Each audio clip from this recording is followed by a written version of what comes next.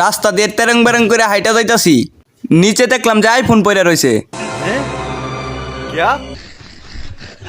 IPhone তুললাম, মনে মনে ভাবলাম আইফোন দিয়ে ভিডিও করলে তো ভাইরাল হয়ে যাবো, তাই ভিডিও করা শুরু করলাম। ভিডিও করে শেষ দিলাম, শেষ দিয়ে ভিডিও ইউটিউবে ছাড়ার জন্য ইউটিউবে ঢুকলাম। ও মা, আইফোনের হেডলাইট জ্বলে উঠলো। ডিপ্রেশন।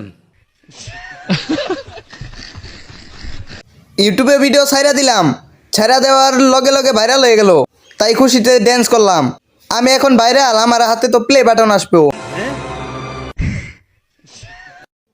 এক লগে 5টা প্লে বাটন পাইলাম। ডিপ্রেশন।